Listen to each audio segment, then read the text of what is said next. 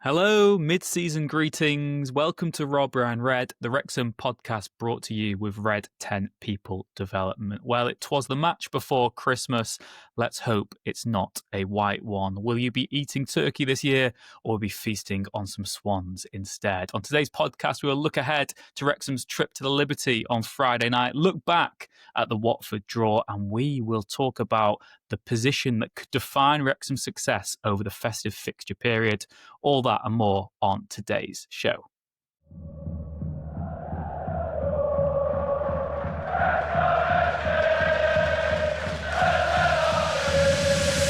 Rob Ryan Red.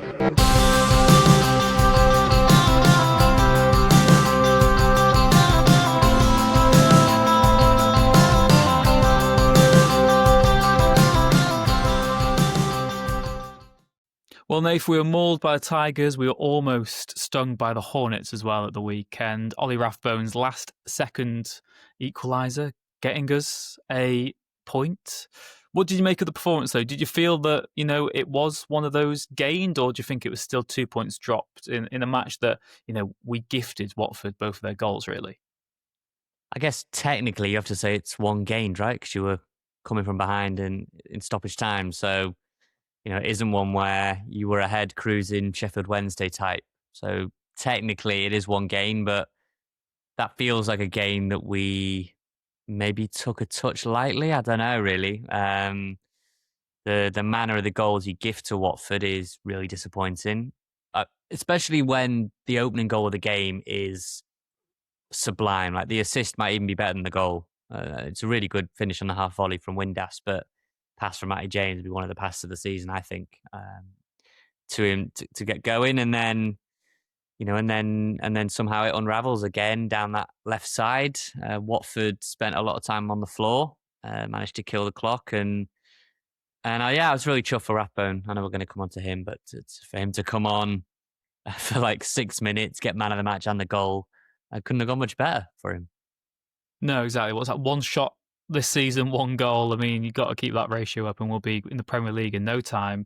It's a difficult one to analyse in that sense because, like you said, there was attacking positives. You've scored two really good goals, but you've got those defensive lapses. I thought Doyle was good again for us, but the back three at the moment, maybe just being reminded across the last two games that if you switch off for a second, you really do get punished at this level. And it's something that we've not seen over the last few years, really. In the National League and League Two and in League One, if you make mistakes, you don't get punished as much just by virtue of the quality of play you're up against. And we saw this when we played QPR early days. We saw it when we played West Brom.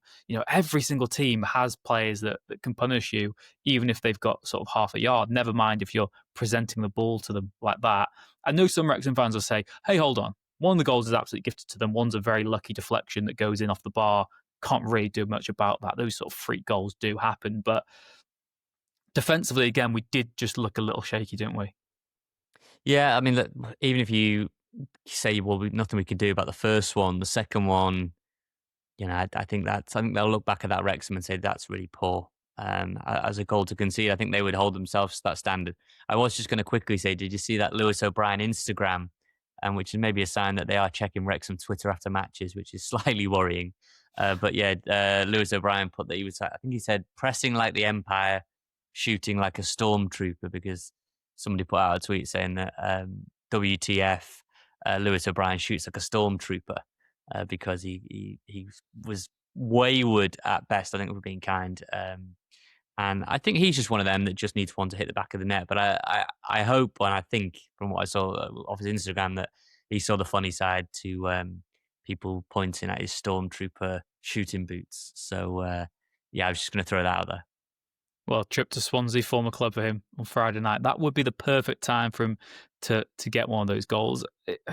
You look at the table now, as on there, 15th. I think we are fast approaching the midway stage now. 21 matches played for Wrexham. That means that the Sheffield United game will be the midpoint for us in the season then. And, at that stage, I remember when we had City on, he said, look, after 10 matches, that's when the table really starts to form and not much changes from what you've seen after 10 games. Some some teams, you look at Ipswich, Southampton, Sheffield United, they will rise, and some teams who are flirting with the playoffs might drop off a little bit.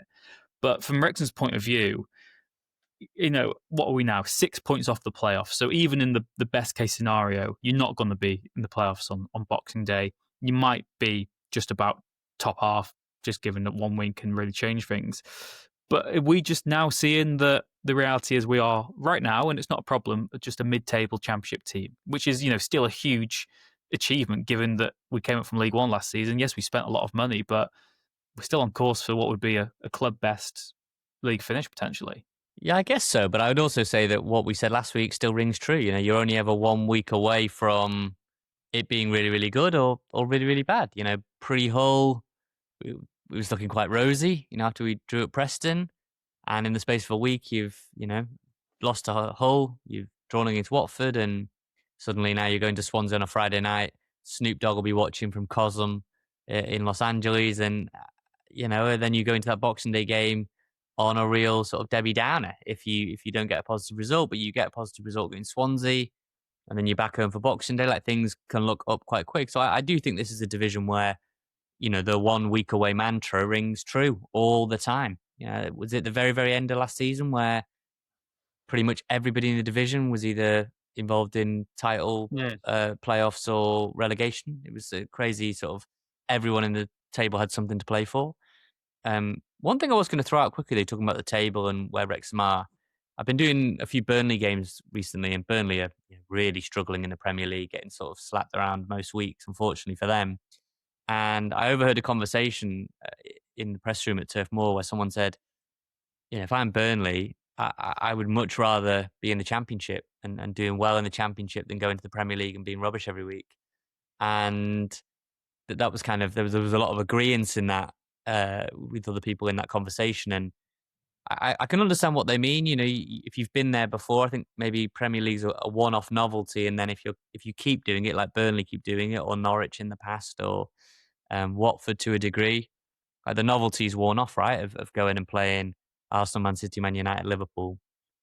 But I don't think watching Burnley really, really struggle has jaded me from eventually wanting to get there, right? I think there's that always debate. It's like, do you actually want to get to the Prem? Do you actually want to get there and just be non-competitive?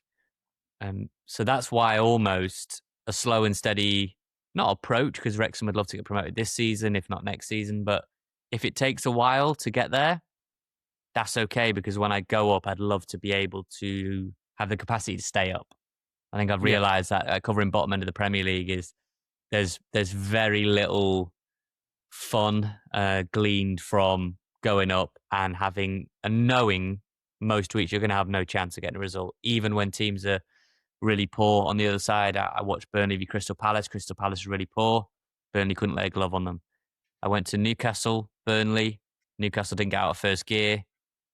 Burnley went down to 10 men, and Newcastle still only scraped past them. So again, it was really not super competitive. I did Burnley against Fulham. I watched Harry Wilson. As we know, he's been in many a Wrexham away end over the years. He looked like Ronaldinho. And that's not a knock on Harry Wilson. He's playing great. But, Burnley were never competitive once Harry Wilson got into the groove. So, yeah, I think more and more I'm realising if we go up too soon, as great as that feeling would be to get there, like the doomsday book would be open pretty quick, because we would need to rip things up and start again. So that's a long-winded way to say I'm okay. I'm content with how things are going. Definitely there are areas of improvement, but we're trying to run before we can walk a bit here in a level where, and quickly I'll throw it back to you, Rich, but we've seen enough Championship now to know that what Sutty said and what others said in the summer, ourselves included, to be ultra successful at this level, you need pace and power. Two things we lack a lot of, I think. Yeah, it's an interesting one. Again, that'll maybe bring us on to January, and maybe we'll take a look as well at what we think, like position-wise, how many points we'd have to kind of be off the playoffs for it to be worthwhile, for us to maybe accelerate that summer spending and bring it forward to see whether this season could be a go. Because, I think we'll finish mid-table, but I still think that we could get the playoffs if you invest correctly and you have everyone stay fit, maybe a little bit of luck either way. It's a very, very open league, and we've seen that. And we've also seen that, look, in recent weeks, We've obviously seen us beat Coventry. We've drawn with Middlesbrough, maybe we should have won. We've drawn with Preston. We've beaten Millwall. We've drawn with Ipswich, and we lost to Hull. In terms of that's the playoffs and promotion positions right now. We've got a good record against those sides at the top, so we clearly aren't that far off. It's just sustaining it. And again, what's so interesting at the moment, Nath, is because we keep on mentioning this congested league table and how quickly the mood changes, because with another couple of points right now, we'd still be top half and we'd be saying, the playoffs are on, we can go and do this. The stats as well can be twisted either way. So here's Wrexham's record in recent weeks. We've got 2 defeats in our last 16 championship matches, 1 defeat in our last 11, but we've also got 1 win in our last 6 matches. So do you know what I mean? You can kind of flip the narrative to suit whatever you want. You can either say, this Wrexham team's going nowhere, they've only won 1 of the last 6. Or you can say, this Wrexham side could get promoted, they've only lost 2 of their last 16. Rich, you know what I've realised as well, though? I think people on the outside want Wrexham fans to be angrier than they are for how things are going. So maybe it's just like ourselves or others but we get asked a lot, don't we, Rich, about, how's it going for Parky? That wasn't a great result for Wrexham. How's it going? It's kind of like, we're not nonplussed. Obviously, we want Wrexham to win games. We want Wrexham to do well. We have done well. Like you said, was it 2 defeats in 16 games or whatever the stat you just said there was? In league games. But I just can't escape this feeling that for the last few months, it's kind of been, you should be more angry about the fact you're not higher up. Like, you spent the money, and that's not coming from anybody in Wrexham. Like, I think a lot of people in Wrexham are, nonplussed is the wrong phrase, but I don't have a better one right now, just kind of content with the learning experience, going to these grounds, competing. Like I say, we've largely been in games. Even the Hull defeat, we had the penalty, we had that, we had chances. Rarely are we completely blown out of the water in a game. So we are competing. We're turning up every week knowing we've got a squad that will give it a go. And I don't know, I think the kind of fume might be too strong, but I think like the suggestion that Wrexham should be doing better, Wrexham should be higher in the table, Wrexham should be doing more with the parts they've assembled, is largely an opinion from outside. Not to go sort of like full football manager or chief exec here, but like, you've just got to worry about what Wrexham fans think about Wrexham. Like, I don't have any opinion. I mean, who's not doing, like, if you've got the table up, like, who do we think should have been doing better in the table? There must be an example of a team that... Well, Sheffield United at 18th. Fine. West Brom 16th. We thought they were really good. So like West Brom, right? We thought they were really good. And I know, speaking to a couple of West Brom fans, they're not having Ryan Mason at all. My only impression of West Brom was when they came and they were the best team, I thought, outside of the Carabao Cup foe, to players at the racecourse. So in my mind, West Brom really good. Got good players, good manager, etc. But I have no opinion on. I have no opinion on West Brom. I'm not telling West Brom fans what to think. I'm not telling Sheffield United fans what to think, because I don't watch them regularly. I don't know enough of the nuance of how their season's going. I don't know what Chris Wilder has changed at Sheffield United. I don't know why Louis Barry's been, kind of cut from the cord there. I don't know the ins and outs. So for me, it's not relevant. I just worry about Wrexham, what Wrexham are doing. But do you not think that like Wrexham's this weird case where everybody feels like they know what's going on there and feels like they need to tell you to be more angry about things than they are? Well, and again, we are 1 point behind Birmingham City, who are 13th. I don't see the same news stories about, well, Tom Brady's wasted all this money and they should be flying, and, isn't it embarrassing, they're off the wheels, they've lost to Hull City. It's like, it is only Wrexham because Wrexham sells. It's sex sells and Wrexham sells. You put them in a headline and you're going to get clicks. That's just the way the world works at the moment. And we see it all the time from being inside the industry. And again, it creates this false narrative. You had it earlier in the season when there was that ridiculous story saying that, Parky, the meetings were being held to discuss Parky's future. It's like, that never happened. That just wasn't the case. It wasn't that close to a decision being made. There is just all this external outside noise. I know Parky will say, well, that's us. We're the ones causing it. But I think from a Wrexham perspective, I almost feel like coming on this podcast sometimes, it's like, I haven't really got anything to say, because I've seen us. It's good for a podcast. That's good for a podcast, that, isn't it? When we just don't have anything to say. Just in the sense that, because some people want They want outrageous, clickbaity, sensationalist opinions Mm. every single week. And I try and stay level-headed because obviously I still think we can get the playoffs. I do think that's achievable, but I think most likely we'll finish mid-table. We won't be in a relegation threat whatsoever. Parky maybe still doubts long-term whether he can take us to the Premier League, but I don't really care right now because he deserves a season to see what he can do. And like I said, we're not getting thrashed in games, we're not getting pushed aside. We're clearly not out of our depth at this level. So let's just see what happens. And that's kind of just what the case has been. I know we're probably still meant to be talking about the Watford game now, but even that was an example of it. I was going to bring you back onto. We did get a comment the other day on the last YouTube video, which said from Graham-C9Z, who said, "You two are deluded. Wrexham in the playoffs. You're going to get a reality check. There are at least 18 bigger clubs than you in this league. You've been totally outplayed by a team who didn't spend a penny in the summer," which was Hull. Yeah. But then, people saying we got outplayed by Watford, who got outplayed by Sheffield Wednesday, who are on negative points. Welcome to the Championship is what I put back. It's if there's It's 18 also bigger though, clubs in the league. But the thing is, if you take that as right and every part of it, if we're deluded and Wrexham have got no hope of the Championship playoffs and there are 18 bigger teams than us, thanks, Graham, for leaving the comment, by the way, your first ever Rob Ryan Red comment. Well done to you.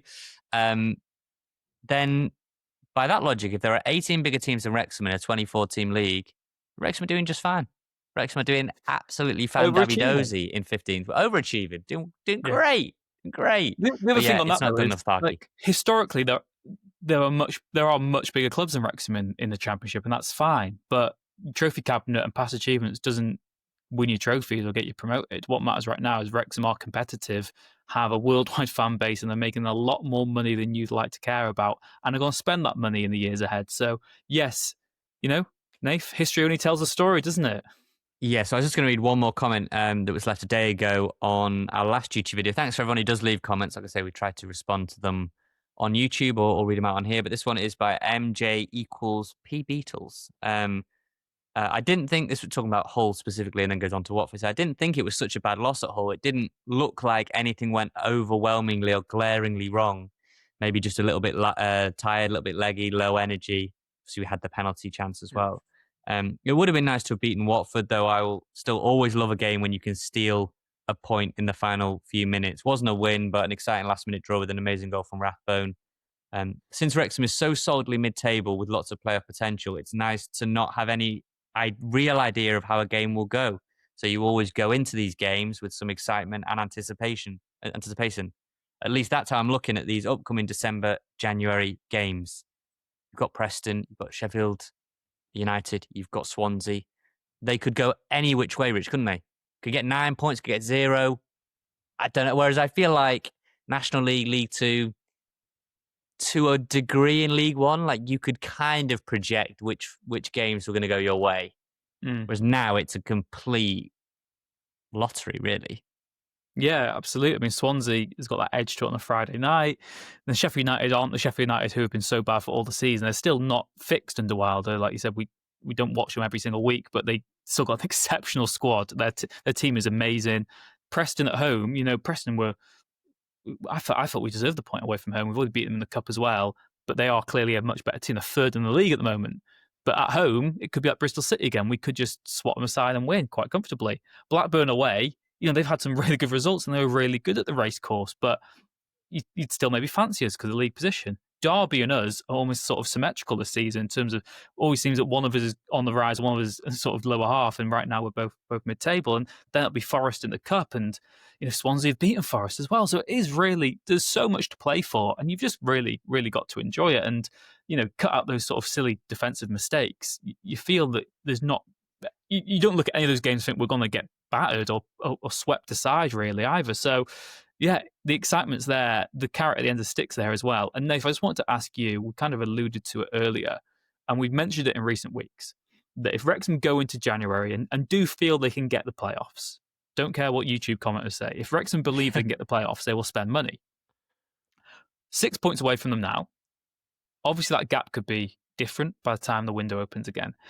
What do you think the sort of gap needs to be for Wrexham to say, look, we are we're in with a shot of playoffs here and we will spend some money. You know, if Wrexham were to not win their next 3 games and that maybe goes to 8 or 9 points away from the playoffs, do you kind of just say, nah, that's it, we'll spend the money in the summer? Or do you still think, hey, you throw some money at this and just see what can happen? The league can change so quick. I think you probably need to be 6 points or less. I think you need to be within 6. That's just 2 wins. You are within striking distance, but I think if it gets to 8, 9, 10 points, you're relying on too many other people to drop points, and the gap between you and the playoffs might be 8, 9, 10 teams, right? So it could be not insurmountable, but you are unlikely to get your top target and get enough to overthrow, 8, 9, 10 teams unless you can really go on an amazing run. So I think if it's within 6 points or less, which there's no reason to believe it can't be. Like I say, there's some tough games coming up, but as that commenter just said, like you go into every game excited with anticipation that you can get a result. Bristol City, we were slightly nervous at home. We brushed them aside.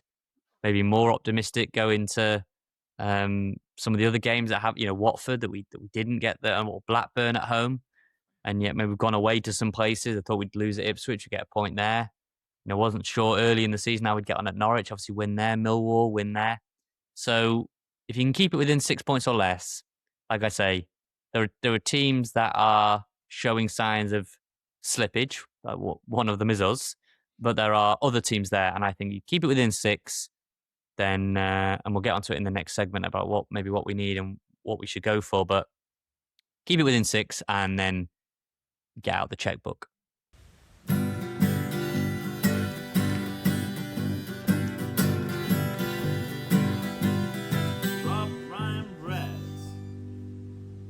Well, Nath, we did get a little bit sidetracked there. We haven't really spoken too much about the biggest story from the Watford game, and that was Ollie Rathbone's heroic return to action. I know we mentioned that he scored the goal in added time to get us the draw, but wow, what a display of character that was, because he said he had felt like the forgotten man on the sidelines, watching all these new star-studded players come in.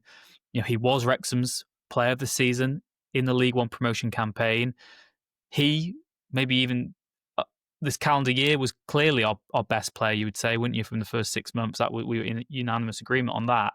But then the injuries, being out on the sidelines for so long, we've seen him on the bench. We've not quite seen him come into the matches and get that moment. But not only to get back on the pitch, but to do it and to score a goal that is that good at such a crucial time. What a moment. What a moment that was. Yeah, what I was thinking about with Rathbone is we had that conversation a week or two ago on the podcast about what is George Dobson, like what is George Thomason, what is Ben Sheaf, what is Mike, like in terms of just how would you describe them in midfield? And I felt like that Ollie Rathbone goal was something only he would have produced from there. I just think the others don't do that. They don't shoot from long distance. They don't have a go, have a pop. He does that. He is a goal threat from deep. I mean, who was it against? Was it Birmingham City at home when he scored against them and under the lights and TV? Barnsley got a really crucial goal. I'm pretty sure when Rob was watching at Cosm at Charlton. So, he has had a go from deep plenty of times. And sometimes you need that. You just need to kind of sting the palms of a goalkeeper. If he spills it, you've got Kiefer there or Nathan Broadhead or Windass to mop it up. But what's the old saying? If you don't buy a ticket, you're not going to win the raffle. And I feel like Ollie Rathbone's one of the only midfielders who actually wants to buy a ticket sometimes.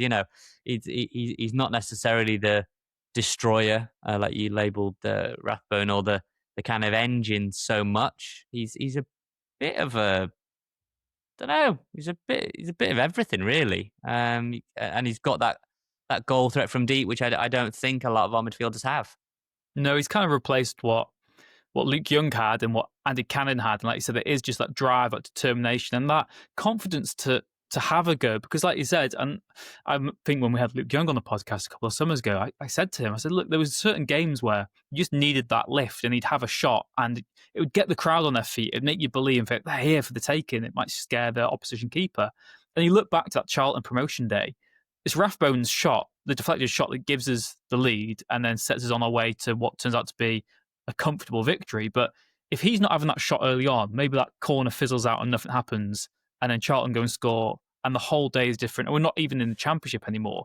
Like, it Which is is just that it's so drive. good when that roar goes. You know, like if when Yeah. it's someone takes a shot from distance, keeper maybe just tips it over the bar, and then that roar and like the back of the stand and people like that's such Yeah. a good noise that when and everyone's kind of in it again, then you're back and it can completely shift an atmosphere. Obviously, great when it's the winning goal late on, but you know sometimes when you see that in the 60th minute or the 70th minute when it's 0-0 and really close, people like Rathbone, for so many reasons, are worth their weight in gold. And you know, when he came back against Cardiff, it didn't go to plan. You were thinking, oh, like, when's his next chance going to be?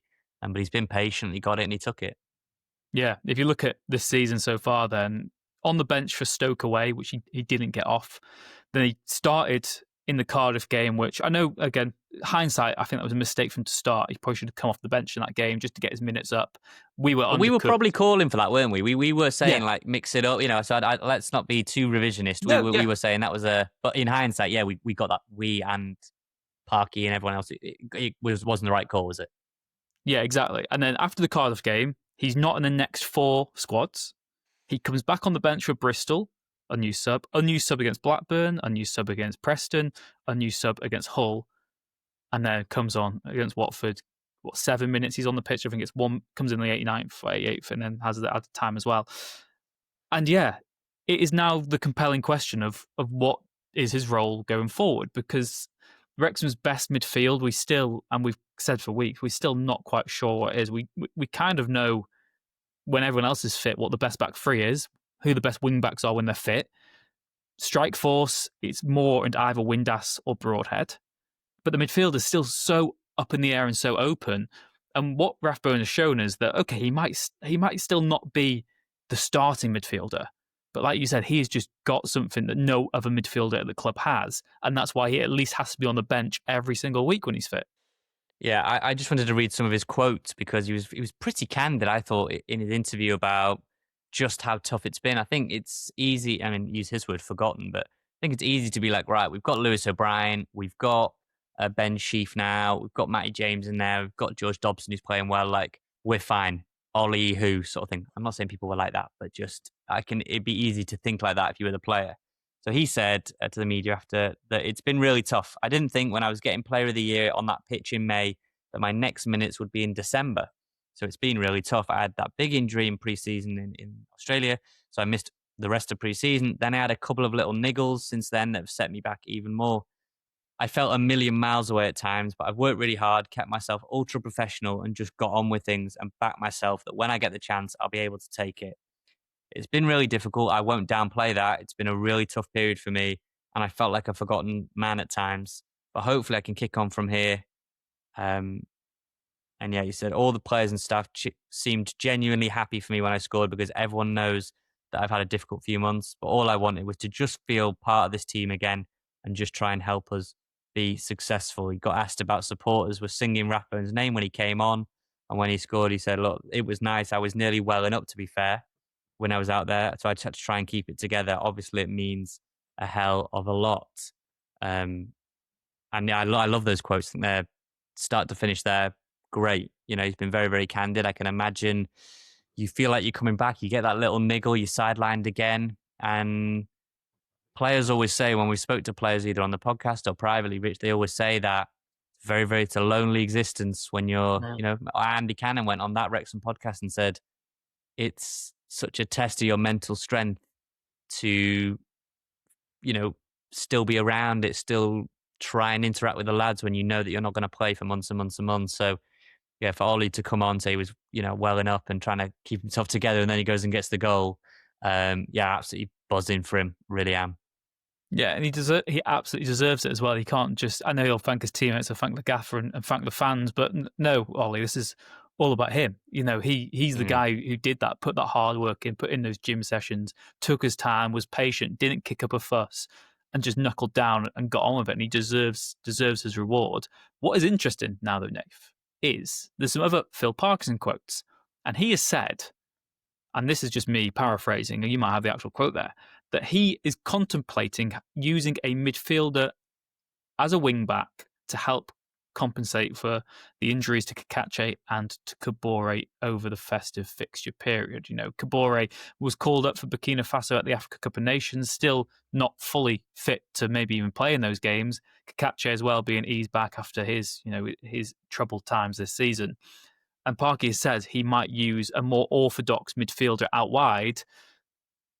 Do you have the quote there before we get on to Yes, I who do. that might be? I do. I think again, this is particularly interesting. I've sat in, so have you, Rich, many a manager press conference, and often there's very little to glean from them. It's just like very sort of politically correct answers that don't, media trained answers that don't tell you a lot. But I think this is the first time I've heard Parky on the record acknowledge that, look, we might have, he doesn't name anyone, but we might have Barnett, we might have Longman, but actually it's still going to be too demanding with what we've got. We need more at wing back. So he said, it's in the wing back area with the two lads being out. That's a very demanding position physically. Over this period of time, we're going to have to adapt to one of the midfield players to be able to play out of position, because it'll be unrealistic to go into these games if Kabore and Kikachi don't get back fit with what we've got.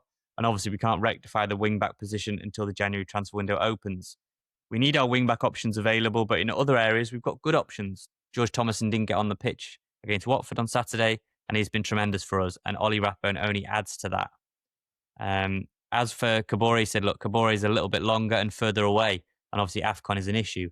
Had a chat with Issa on Saturday because he was here supporting the lads in the dressing room, and just said to him that we've got to be really careful with him. Got to make sure he's right. Libby was back on the grass last week, and we've just got to keep our fingers crossed that we can get him back, because you've got two really good players there. Now, I don't know about you, Rich, but that doesn't sound like Kakachi or Kabore are lacing up for Wrexham anytime soon. And some midfielder is about to get the nightmare assignment of playing right or left wing back. I mean, I think we've have hypothesized this in the past. I mean, for you right now, are there any standout candidates? I mean, in those wing back roles, you need someone who has got the engine, who can do the defensive work and the attacking work. They need to have good delivery into the box as well. I guess they could always move inside with their passing if they have to, if they're not so confident with their crossing. But you need to have someone who's very athletic, someone who can really run a lot of ground. Rathbone, after coming back from injury, might not be the obvious fit because of his injury issues and his fitness issues, and he still get up to speed. Maybe in the closing stage of the games, he could play there. Who do you think are the candidates then? If Parky had to put in, say McLean or Barney or Longman got injured or suspended and you're down even more with your options, who are you putting in at wing back? Well, firstly, I mean, you can just sort of come back if you think any of these ideas are good ones. But I for a while, I thought, could you not just put Callum Doyle at left wing back, put Hyam as left centre back, Scar as central centre back, and Max, and then have, Longman probably on the other side? I will say, I don't want to drag anyone personally, but I don't think Longman was particularly good against Watford. I think that was a real sort of below par effort, or not effort, but just performance. So I thought Doyle was an option. Question with Doyle is, do you think he has the athleticism to play wing back and get up and down? I think with Doyle, my only concern there would be, I think now is the time we want to settle on a solid back three. So I feel like, I understand that maybe in the game it might make sense to put Doyle there for a bit, but I think you just need him to start playing left centre back at the moment, just to really nail down that position before he moves on to another. The other one is, do you put George Thomason out there? Obviously, we did see Thomason play left centre back, which I think is probably an easy transition, and that didn't go great on the night against Cardiff, did it? Myriad of reasons why that could have happened, but it didn't look great on the night. But he's got, I mean, I don't think athleticism is in question for George Thomason. Could he play left? And he does feel a bit of you've used this term for Lewis O'Brien before, but does feel a bit Swiss Army knife type, George Thomason. I don't think it would obviously, look, it's been nobody's position to play out wide if anything was to happen, but so there'd be Thomason. Rathbone obviously got the engine. And the other one I was thinking about is like, could you put O'Brien out there? Wouldn't necessarily think that would be a natural fit, but the way I'm doing it, it's definitely not going to be Sheaf. It's definitely not going to be Matty James. It doesn't feel like George Dobson's going to go out there. I'm not sure why I'm sort of patting my chest like Wolf of Wall Street, but it doesn't feel like Matty James will be out there. It doesn't feel like Dobson will be out there. And so suddenly the midfield options are fairly slim. Is Harry Ashfield like a rogue, but How boundless rogue do you energy and want? athleticism? Is he kind of a rogue wingback option? I don't know. I mean, I look back to Nigel Clough, I look back to Mansfield Town, I look back to Jordan Bowery, and I say Ryan Hardy. So I thought you were going to say Kiefer Moore for a second. I was like, we need to end the pot. What are you, Ryan Hardy wingback? Or Broadhead. Do you know what I mean? We've always said that Broadhead is better as a winger. I know maybe he's not got the defensive attributes and it'd be harsh on him to have to play there. You could say the same with Hardy, but Hardy's a real good runner and has a lot of energy. You feel like that, yeah. Now I I know maybe really that's want just to been see. really. Now I really want to see Ryan Hardy wingback. I really want to see that. Get the I'm t-shirts made. intrigued. I'm But intrigued I just think because what Bowery did at Mansfield, he was a striker for Aston Villa in the youth academy, ended up at Mansfield Town, where number 9, and they put him at right wing back or left wing back, I can't remember, but he was good. He played really well there for them. But do you not think Parky's words are sort of specifically and carefully chosen? That maybe managers are usually 1 or 2 steps ahead of podcasters like ourselves, Rich. And so I would imagine that in his analysts meeting, they've probably already hypothesized. They probably had this exact conversation. Like, who do you think can actually go out there? And I think he thinks there's now a surplus of midfielders that he can't get all on the pitch at one time, because he's got to pick that team and go, Ollie Rathbone, Lewis O'Brien, you're not playing. George Thomason, George Dobson, you're not playing. Matty James, you're not playing. And not all of them will get on the bench. And this is Ashfield, I know, is an easier one to leave out right now because he's young and he's homegrown. He's probably more just happy to be there. That won't last forever either, by the way. So I don't know. I think he's carefully chosen the word midfielder. So I think he might not be on the same wavelength as you for Ryan Hardy wingback ball. Yeah, I'm not saying I believe it. I'm just putting it out there as a hypothetical, situation. And again, what was it when Newcastle signed Joelinton from Hoffenheim? He was a striker, turned into one of the best centre midfielders in the world. So Ryan Hardy, he can play anywhere. That's basically. Let us know anyway. Let us know in the comments, YouTube let comments, us know genuinely who would be emails. because it's some Parky suggested, this isn't just me and Nath spitballing because we're low on content for a week. It's just that Parky has said that they're going to have to come up with a solution. So who would be your stand-in wing back? Let us know, robryanred@gmail.com, robryanred.com as well. You can contact us through there.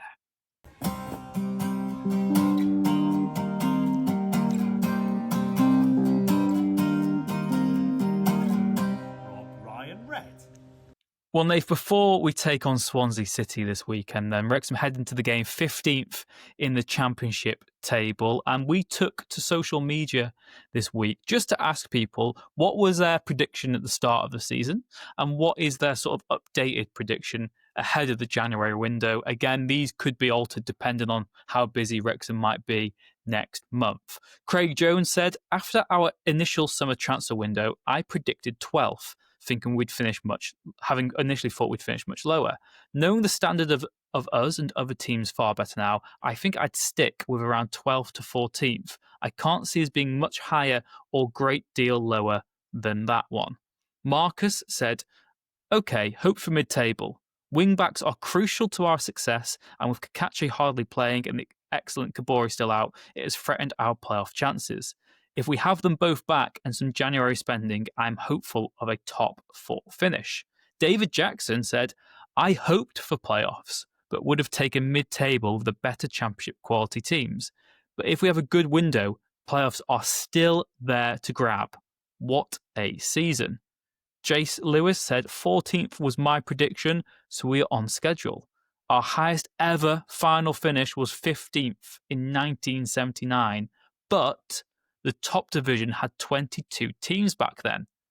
So based on 20 now in the Premier League. So based on 92 EFL places, finishing 16th would be a highest ever finish across the whole EFL. I know we keep on fixating on 14th would be, but across the whole 92, it would actually be 16th by that standard.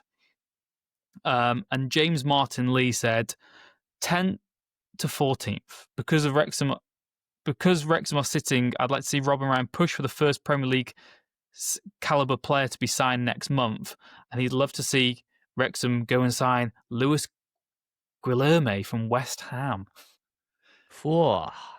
That's an interesting one. Maybe we'll have to get onto our dream sort of transfer targets, next week or the week after that. Of course, it's going to be the festive schedule. Nate, for you, quickly, frankly, there's so many replies there. I was just picking them out as I went along. What are you saying as of today? I know we've kind of updated them recently ourselves, but we both predicted just we were top about half, didn't we were about 8th to 10th, weren't we? Something like that. Yeah. We were just outside the playoffs. I think I gave my full table last week, didn't I? Outside Coventry, and I think we'll be about 9th or 10th. It will be just outside, but I think they will go for it. I think they will go for it in January. Don't know if it's going to be Guilherme that comes in from West Ham, but I think they'll make a move that I think will have all of us excited. That'll be my prediction.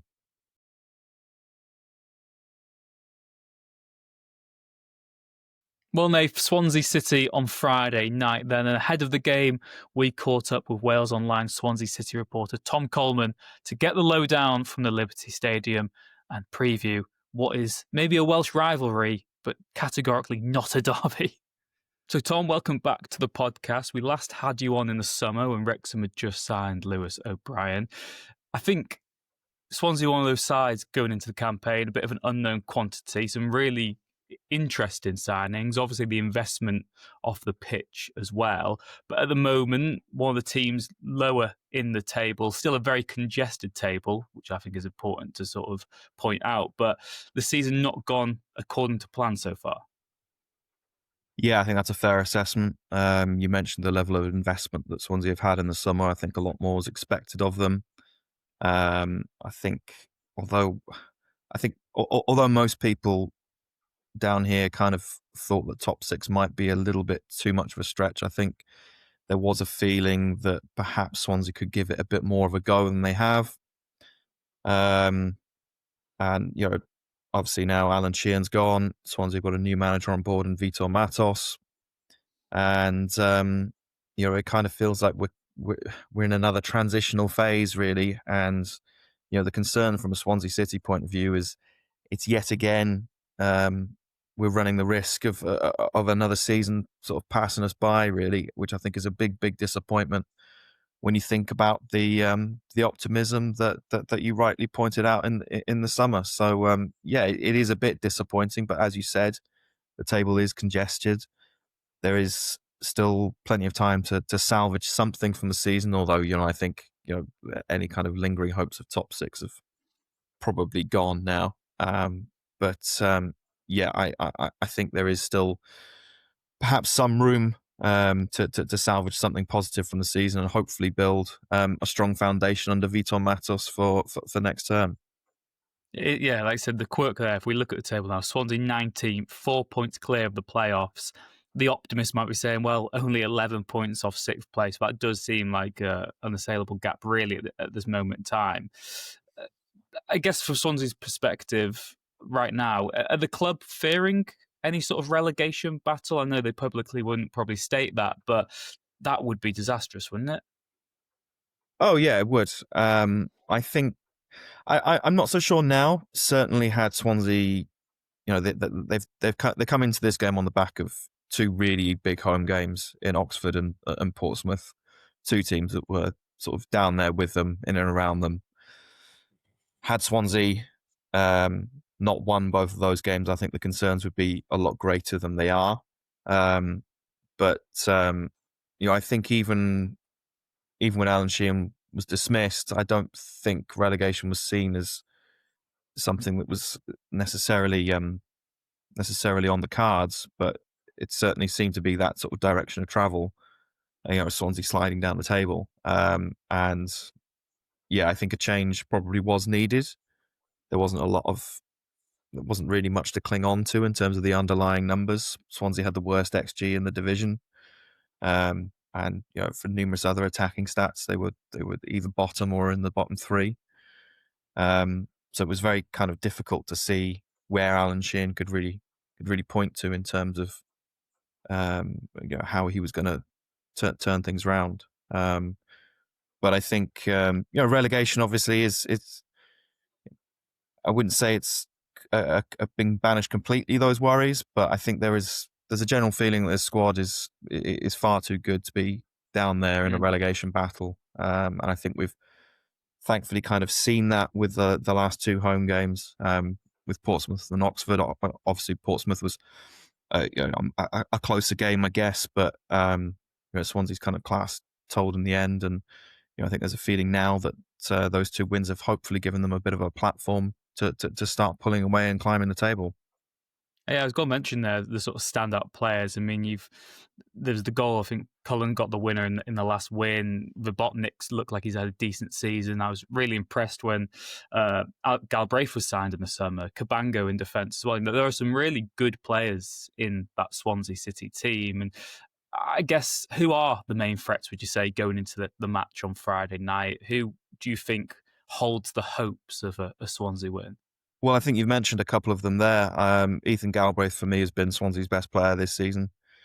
I think it's been interesting in the last 2 or 3 games. He's had a bit of a change of role. Well, I say a change of role. He played right back quite a lot when he was at Leyton Orient, but he was signed as a midfielder for Swansea. There is an argument to say that his skill set is better suited to the centre of midfield, but from what I've seen of him at right back in the last 2 or 3 games, he certainly still has the ability to influence games. So he's certainly someone who will be at the heart of anything good that Swansea do. I'm sure of that. And Jan Verbotnik, for all the sort of attacking impotency this season, Verbotnik has still ended up with 10 goals in all competitions, which is hugely impressive for any championship striker at this stage of the season. And so, my kind of view on that is, if Swansea can find that attacking threat, find a way of creating more chances, there's no reason why Verbotnik shouldn't be scoring 20, 25 goals this season. So that's, kind of as disappointing as some attacking performances have been, that kind of way of looking at it feels very, very exciting. But, those are kind of the 2 players for me that I think if Swansea play well, they're the ones who are most likely to stand out. Have there been any massive notable changes under the new manager then tactically at all? Any players come into favour? Any players dropped out of the team since that managerial change? Not massively, no. I mean, the only real change I think has been Galbraith moving to right back, and that was kind of partly forced because Josh Key was out through illness, so that's kind of been enforced. But I think Key is a player who's lost a little bit of form lately, and so I think there is probably an argument for keeping Galbraith there, even if Josh Key's fit. So that's been the only real change. I would say the most noticeable difference at the moment is how improved Swansea have been out of possession. They look far better in terms of having that intensity. The counter press is something that Matos has mentioned time and time again. Being a student of Jurgen Klopp, that's going to be a very, very big part of how he wants to play.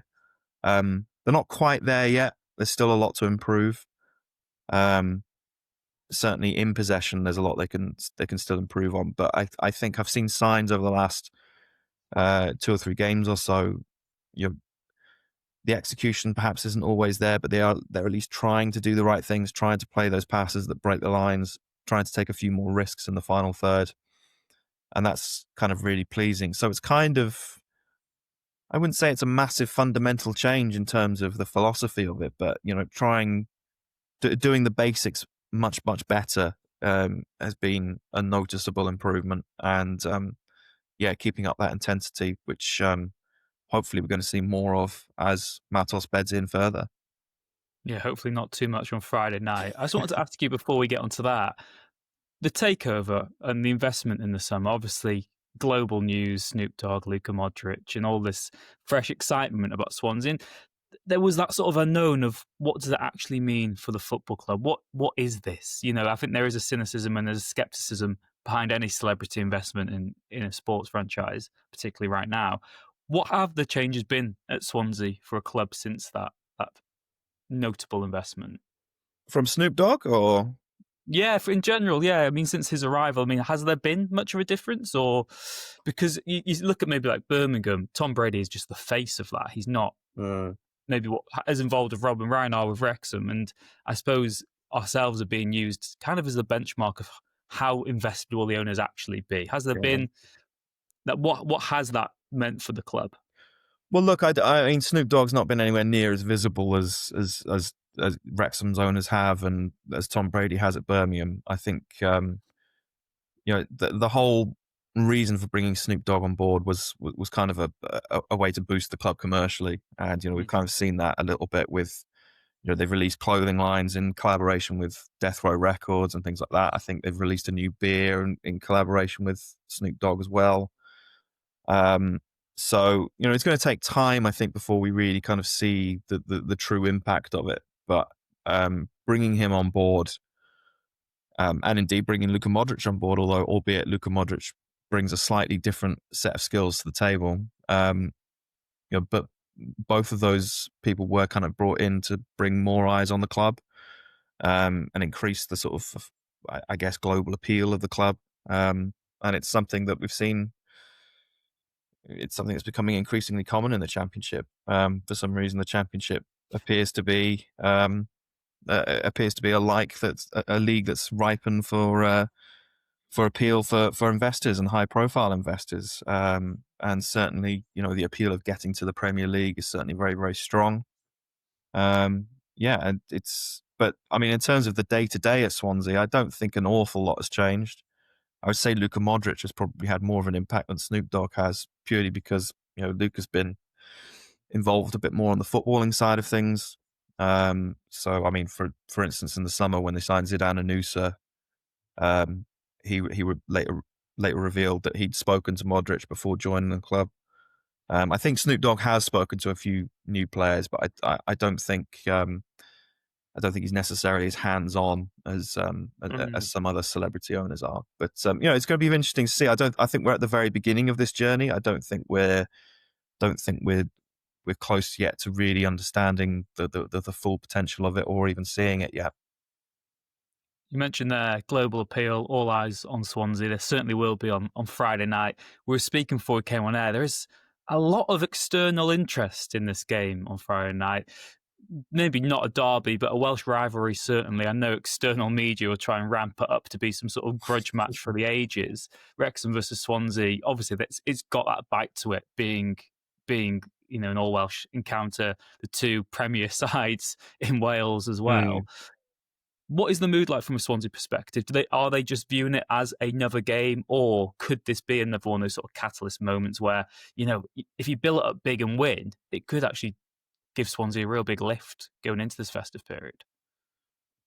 Yeah, I think how the players are seeing it and how the fans are seeing it might well be two different things. I think you only have to look at the ticket sales for this game. I think it's either sold out or very, very close to being sold out. At a time when attendances have otherwise been, let's be completely honest about it, attendances have been quite disappointing this season on the whole.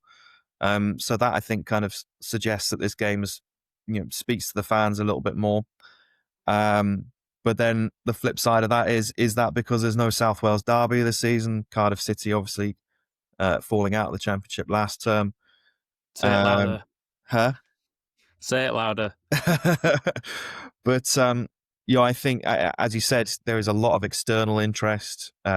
Snoop Dogg versus Ryan Reynolds is a very good way of selling a game, isn't it? And I'm sure there will be quite a few eyes around the world on this game. But from a Swansea point of view, I think there's definitely some rivalry there. I definitely think Swansea fans really want to win this game. There is a feeling that, with all due respect, I think some people down south here, both at Swansea and Cardiff, perhaps see Wrexham as, I don't know, a little bit of a sort of upstart team who need to be put in their place. I don't know. But there is certainly some feeling of that. But I wouldn't say it's out and out rivalry in the way that Swansea and Cardiff is. I mean, you're not going to be escorted by the police or anything like that, I don't think. So, yeah, it's not a bubble match, and it's a long old drive from Wrexham to Swansea anyway, isn't it? And I think Wrexham will probably just point towards their Welsh Cup record wins to say, look, we deserve to be here. And I guess the carrot as well for both teams is just to be the best team in Wales. That is still something that's up for grabs between these two sides come the end of the season, isn't it? I know for maybe Swansea's perspective, they've reached greater heights of League Cup victories and trips to the Mestalla to beat Valencia in their pomp, and Swansea's recent heights have been higher, but going into this one, it does feel like it's the Welsh pride, isn't it? It's the fact that you can say we are the best team in Wales, and particularly with Cardiff in Division 3, we're going to call it, to make it sound even worse. There's a real chance to stake that authority, but yeah, it's an interesting one. What do you expect to see then from Swansea finally on Friday night? Do you expect this to be another solid home performance? Because if you look at the sort of form too, I think Swansea have taken 15 of their points at home this season, 8 on the road. So suggestion is it is still quite a tough place to go to. Yeah, look, I think a strong run of form at home is going to be very, very important to Swansea in terms of how they finish the season, particularly with the away form still not quite resolved yet. Swansea are not particularly great away from home. It's a difficult game to predict because I think we were talking there about what sort of atmosphere to expect and what to kind of expect from the rivalry. I don't think we're really going to fully understand where this supposed rivalry sits until that first whistle goes. I really don't. I don't think it's sort of a bit of a step into the unknown. So Swansea, I think both Swansea and Wrexham will probably try and treat it as any other game. But whether there's any kind of emotions attached to the occasion that sort of ramp up as the game goes on or whatever, that can possibly dip into the sort of feeling of a derby day feeling that could have an influence, I guess. But I don't think Swansea are going to divert too much from the way that they've tried to play in the last few games. I think you're probably going to see Swansea try and dominate possession. I think they'll try and be intense out of possession. But Wrexham will get spells in the game because I don't think the conditioning is there yet for Swansea to play with the intensity that Vitor Matos wants for a full 90 minutes. So I think there'll be spells where Wrexham will have opportunities, I'm sure. And they're a bit more of a direct, more physical team than Swansea are. So they'll probably look to play to those strengths. That could cause Swansea problems because they aren't the most physical of teams. So yeah, it'll be interesting to see. I think it's kind of a difference in styles as well, isn't it? Really, and not just in terms of how they play football, but how they recruit. Swansea have tried to unearth sort of, I guess, hidden gems from elsewhere. Whether that be elsewhere in the EFL or even abroad. Whereas Wrexham, I think, have kind of spent that little bit more on players that have a bit of experience at this level, and you've got to say it's working out for them, and it'll be interesting to see how that clash of styles unfolds on Friday night.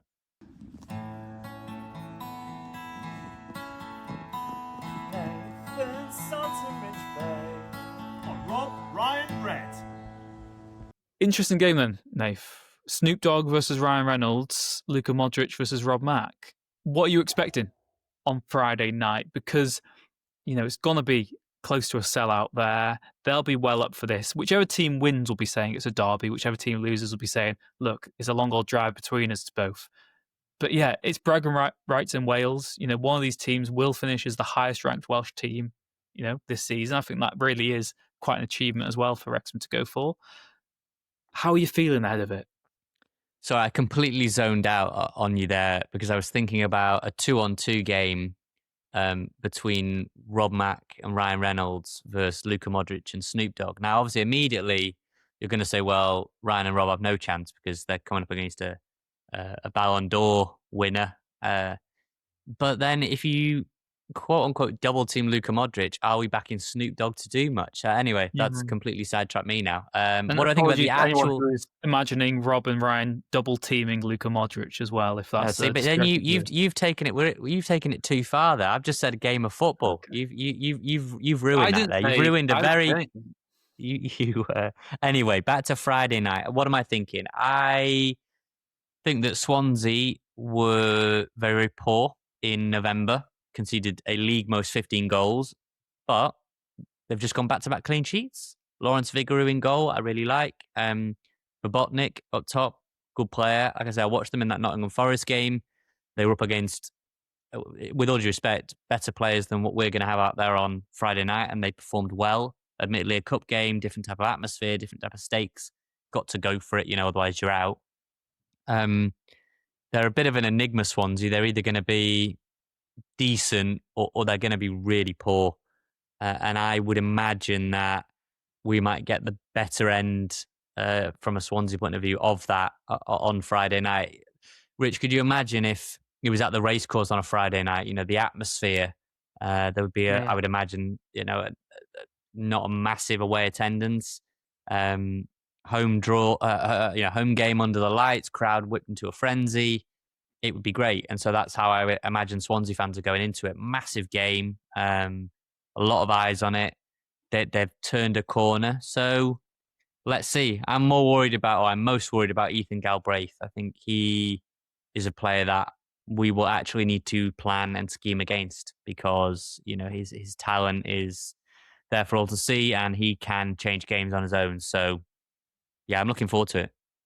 Yeah, interesting. Over the last 5 games, Wrexham and Swansea have both taken 6 points.